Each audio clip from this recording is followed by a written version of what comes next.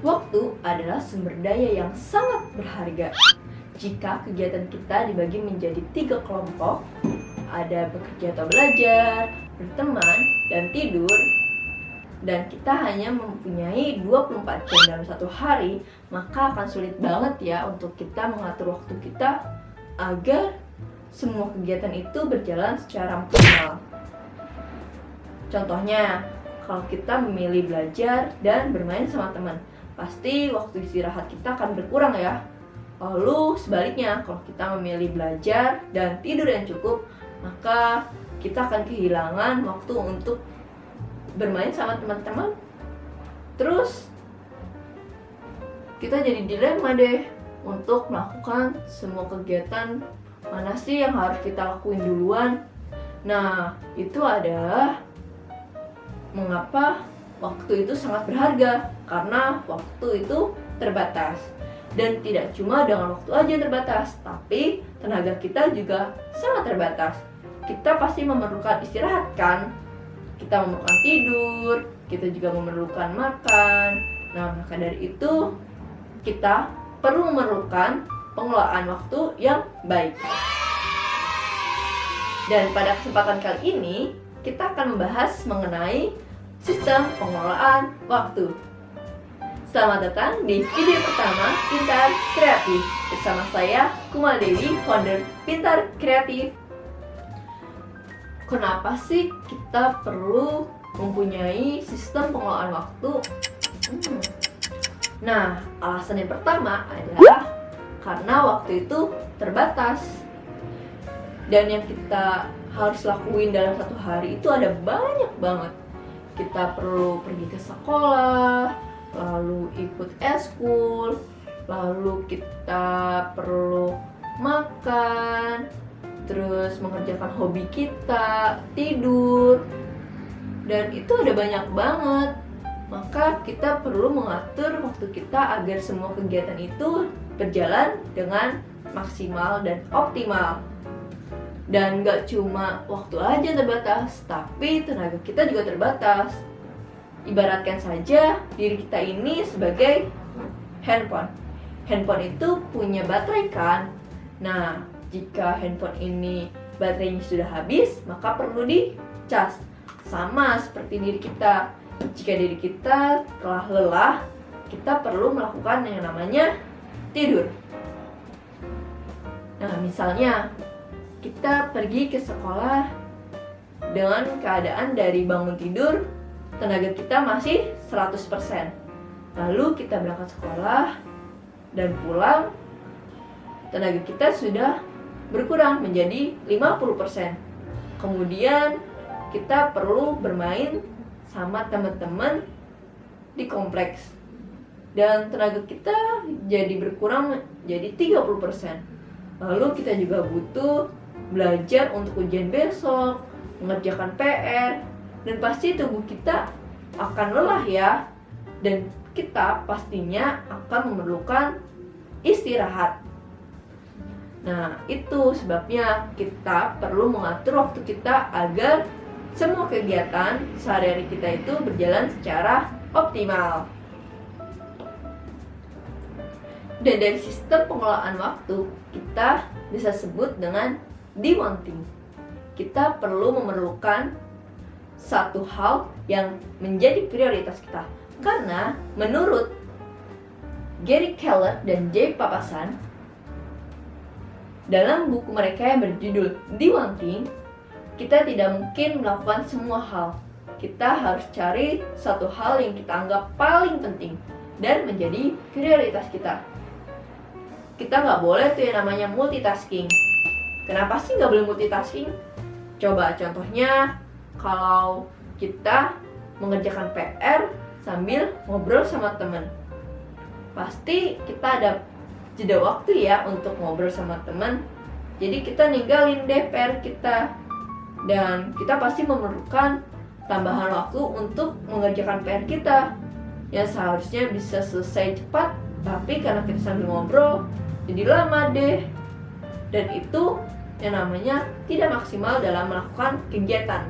Nah, supaya kita bisa menemukan de-wanting, kita bisa menggunakan cara menulis semua kegiatan kita, dan kita bisa pakai teknik to-do list. Cari kegiatan yang mana menjadi prioritas atau mana yang harus dilakuin duluan. Selain itu, buat nentuin prioritas kegiatan kita bisa ikutin cara yang ada di dalam buku 7 Habits of Highly Effective People, yaitu dengan mengelompokkan apa saja yang akan kita lakukan ke dalam 4 kategori, tergantung pada seberapa penting dan seberapa darurat. Setiap kategori kita beri nama kuadran. Kuadran 1 adalah aktivitas yang penting dan darurat. Misalnya, kita perlu mengerjakan PR, kita perlu belajar untuk ujian besok, dan semua hal penting yang harus dilakuin saat itu juga. Di kuadran 2 ada aktivitas yang penting tapi nggak darurat. Misalnya, kita butuh olahraga ya, lalu kita juga butuh bersosialisasi dengan teman. Dan dua hal ini adalah hal yang penting tapi nggak darurat-darurat amat sih. Jadi aktivitas yang ada di kuadran 2 bisa kita lakuin jika aktivitas yang ada di kuadran 1 itu telah kita laksanakan semuanya.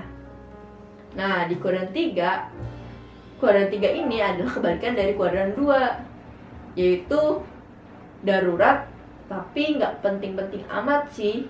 Misalnya ada telepon dari saudara atau ada teman yang WhatsApp nanyain tugas, dan itu darurat tapi nggak penting-penting amat sih. Dan kita bisa membalasnya dengan nanti dulu ya, aku lagi sibuk, maaf banget, nanti aku telepon lagi. Nah gitu. Lalu di kuadran 4 ada aktivitas yang nggak penting dan nggak darurat. Nah, misalnya main game atau buka-buka medsos. Dan di kuadran 4 ini adalah aktivitas yang membuang-buang waktu. Nah, dari keempat kuadran ini bisa banget membantu kita menentukan prioritas kegiatan kita, hal mana yang harus kita lakuin duluan.